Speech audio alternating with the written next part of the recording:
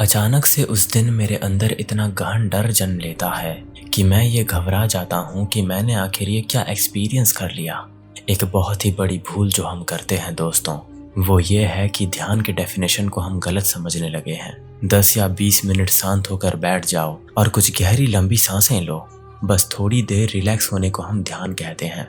But in reality ध्यान तो हमारा वो नेचुरल स्टेट है जिसको हमें अचीव करना है। इतने प्रकार के ध्यान मौजूद हैं जो अलग अलग एहसासों से भरपूर हैं, पर सभी ध्यान इस ब्रह्मांड के उस अनंतता और अमरता से हमारा मिलन करवाती है जो एक साधारण जीवन जीने वाले मनुष्य से कहीं अधिक ऊपर है। विज्ञान भैरव तंत्र को देख लो, 112 मेडिटेशन टेक्निक्स, उपनिषद या आध्यात्मिक गुरुओं को देख लो, वो लोग भी अलग अलग प्रकार के ध्यान और अपने अनुभवों का बखान करेंगे। पर आज मैं आपको ध्यान का वो एहसास दूंगा अपने शब्दों से, जिस एहसास को प्राप्त करने के बाद आप बिना ध्यान किए भी ध्यान करने जैसा फील करोगे। क्योंकि ये वो रहस्यमय ध्यान है दोस्तों जिसको हम बहुत हल्के में लेते हैं। कहीं शांत जगह पर बैठ जाओ, बस मेरे शब्दों पर ध्यान केंद्रित करो जो आपको जीवन की महासच्चाई से परिचित करवाने वाली है। वो रहस्यमय ध्यान आखिर है क्या? इसमें आखिर ऐसा क्या अनुभव होता है जिससे आप डर जाते हो, लेकिन ये बाद में आपको सत्य से मिलवाता है। जागरूकता के इस महाध्यान को ना तो किसी ने आज तक आपको बताया है और ना ही आपने कभी इसका सही तरीके से पालन किया है।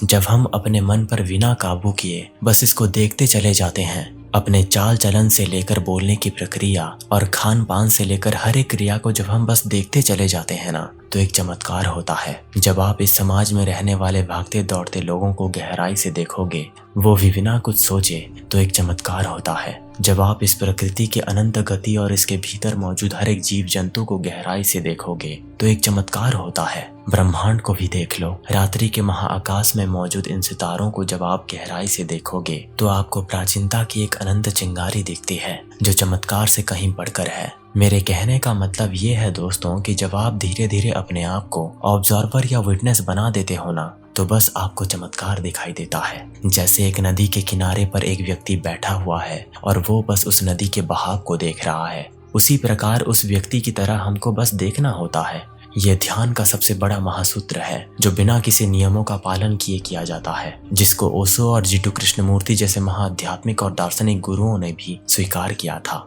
ये तो अभी मैंने आपको बस बेसिक बताया, चलिए इसको थोड़ा और गहराई से समझते हैं और इसका एहसास करते हैं। द लेयर्स ऑफ कॉन्शियसनेस, यानी कि चेतना की परतें। पहले तो आपको ये समझना होगा कि आपकी जो चेतना है इसके अलग अलग लेयर्स होते हैं और उन लेयर्स को आपको पार करते जाना है। अलग अलग प्रकार की चेतना होती है दोस्तों। मैंने टोटल 20 टाइप्स ऑफ कॉन्शियसनेस के बारे में स्टडी किया है, लेकिन जो आपको जागरूकता की ओर ले जाएगी, इसके लिए पहले आपको ये समझना होगा कि सरफेस कॉन्शियसनेस आखिर है क्या।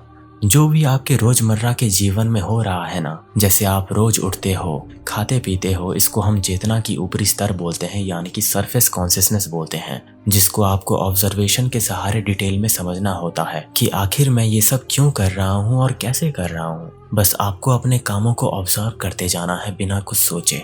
तभी आप इस लेयर को पार करके चेतना के दूसरे लेयर में पहुंचोगे, जिसको सबकॉन्शियस कहते हैं। मान लो आप सडनली बहुत ही उदास फील करने लगते हो, और जब आप उदास होते हो तो आप अपने पर्टिकुलर एक ही गाना सुनते हो, क्योंकि वो गाना आपके साथ सबकॉन्शियसली अटैच हो गया है कि आपको वो गाना सुनना है क्योंकि आप उदास फील कर रहे हो।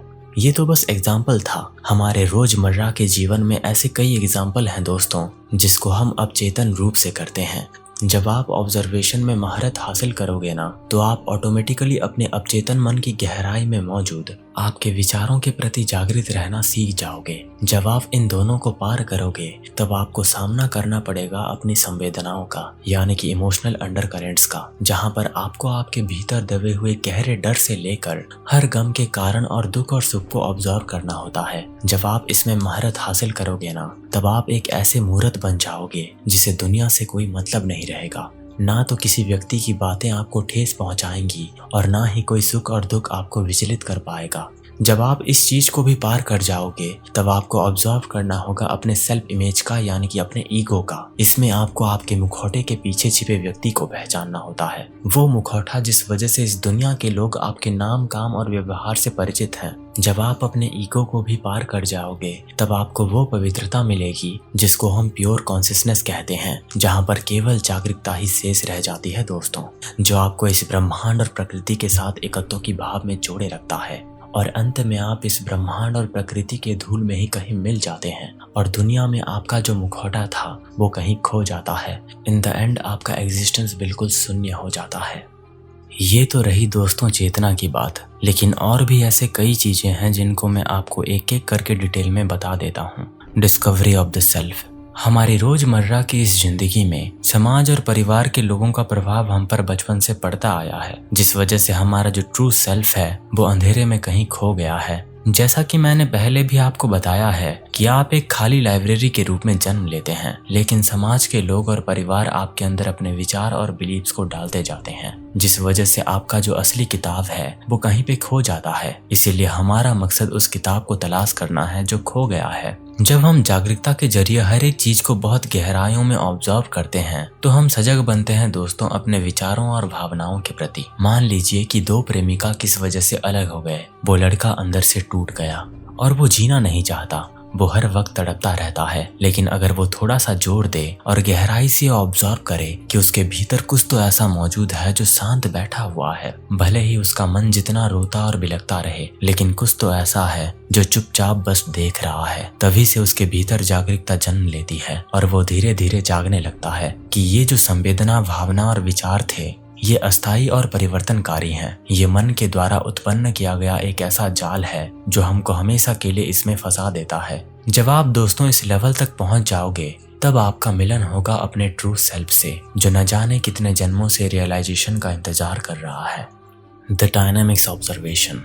इमेजिन करो कि आप एक खुले आसमान के नीचे बैठकर बादलों को देख रहे हो, लेकिन वो बादल आपको कुछ नहीं कर रहे, वो बस जा रहे हैं। उसी तरह ऑब्जर्वेशन में ऑब्जर्वर बस अपने विचारों को अपने सामने जाता हुआ देखता है, उससे वो जरा भी प्रभावित नहीं होता। जब आप बादलों को जाते हुए देखोगे तो थोड़ी देर के बाद हो सकता है कि आप आश्चर्य होकर ये कह सकते हो कि इन बादलों को कौन देख रहा है। उसी तरह जब आप विचारों को देखते रहोगे तो आप ये सवाल करोगे कि आखिर इन विचारों को कौन देख रहा है। यहाँ एक गहरा सत्य छिपा है दोस्तों। जब आप ये समझ जाते हो कि विचार तो अस्थायी हैं, लेकिन उन्हें देखने वाला वो साक्षी शाश्वत है, तब आप उस चेतना के स्तर पर पहुंच जाते हो जहाँ पर केवल साक्षी भाव मौजूद है।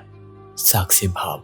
साक्षी भाव यानी अपने भीतर और बाहर की हर घटना को एक दर्शक के रूप में देखना। जब आप ये जान लेते हो दोस्तों कि आप केवल अपने मन के विचार नहीं हो, तब साक्षी भाव प्रकट होता है। ये वही स्थिति है जहां आपका मन शांत हो जाता है और आप खुद को ब्रह्मांड का एक अभिन्न हिस्सा समझने लगते हो। उदाहरण के लिए जैसे एक फिल्म देखते समय आपको पता होता है कि आप स्क्रीन पर देखे जा रहे हो, वो सच नहीं है। उसी तरह जब आप अपने जीवन को देखते हो तो ये समझने लगते हो कि ये सब एक खेल है। Becoming the observer. जैसे जैसे आप अपने विचारों और भावनाओं को देखने लगते हो, वैसे वैसे आपको ये महसूस होने लगता है कि जो विचार आपके भीतर आते जाते हैं वो आपके नहीं हैं। आपकी असली पहचान इन विचारों से बियॉन्ड है। आप वो साक्षी हो जो केवल देखता है और अनुभव करता है। ये स्थिति आपको धीरे धीरे आत्मा या प्योर कॉन्शियसनेस के साथ जोड़ देती है। Discovery of the final layer, pure existence. अब हम चेतना की आखिरी और सबसे गहरी परत पर पहुंचते हैं। इस परत को समझने के लिए एक उदाहरण लेते हैं। आप एक विशाल समुद्र के किनारे खड़े हो। समुद्र की लहरें आती हैं और चली जाती हैं, लेकिन समुद्र का अस्तित्व बिल्कुल स्थिर और अडिग रहता है। आपकी चेतना वो समुद्र है। विचार जो हैं वो लहरों की तरह आते जाते रहते हैं, लेकिन आप यानी कि विटनेस हमेशा अडिग और शांत रहता है। जब आप इस अवस्था में पहुंच जाते हो तो आप पाते हो कि सुख दुख आपको हिला नहीं सकते। आपका अहंकार पूरी तरह से समाप्त हो जाता है। आप केवल शुद्ध अस्तित्व में जीने लगते हो।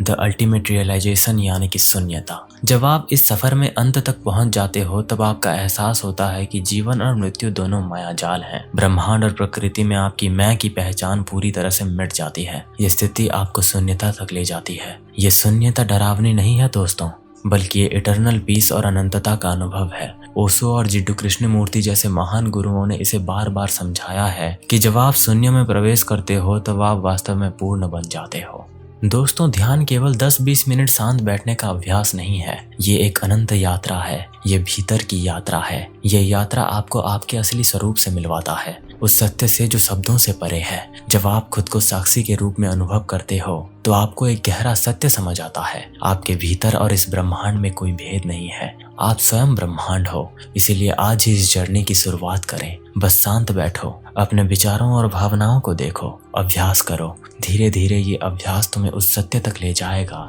जिसे शब्दों में नहीं बांधा जा सकता। अंत में बस इतना कहना चाहूंगा दोस्तों कि जो अपने भीतर झांकने का प्रयास करता है वही असली स्वतंत्रता का अनुभव करता है। ध्यान वो चाबी है दोस्तों जो आपको इस ब्रह्मांड के हर ताले को खोलने की शक्ति देती है।